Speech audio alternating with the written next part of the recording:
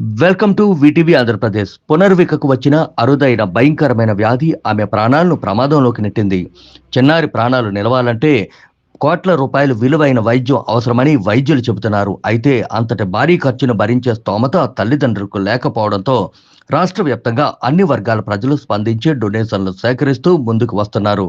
ప్రభుత్వ స్థాయిలో తక్షణ సహాయం అందకపోతే చిన్నారి బతికే అవకాశాలు తగ్గుతాయని ఆవేదన వ్యక్తమవుతోంది. ఈ నేపథ్యంలో CM Chandrababu Naidu, deputy CM Pavan Kalyan, మంత్రి నారా లోకేష్ చిన్నారికి చేయూత ఇవ్వాలని రాష్ట్ర వ్యాప్తంగా ఆశాభావం వ్యక్తం అవుతోంది. ప్రభుత్వం ముందుకొచ్చి మానవతా దృక్పథంతో సహాయం అందించాలని పలువురు కోరుతున్నారు. నారా లోకేష్ గారు, డిప్యూటీ సీఎం పవన్ కళ్యాణ్ గారు మీరు ఎన్నో మంచి పనులు చేశారు. మిమ్మల్ని నమ్మి మేము ఇలా ముందుకు వస్తున్నాము. పునర్విక అనే అమ్మాయి SMA టైప్ 1 అనే ఒక వ్యాధితోటి చాలా బాధపడుతుంది. తనకు ఒక పునర్జన్మ కనిపించాలంటే అది మీ వల్ల అవుతుంది. పవన్ కళ్యాణ్ గారు, మేము మిమ్మల్ని ఎన్నో సినిమాలు చూసాం, చాలా మంచి పనులు చేశారు. మీరు మాకు ఇన్స్పిరేషన్గా చాలా వరకు చాలా మంచి పనులు చేశారు. మాకు తెలియకుండా కూడా ఎన్నో చేశారు.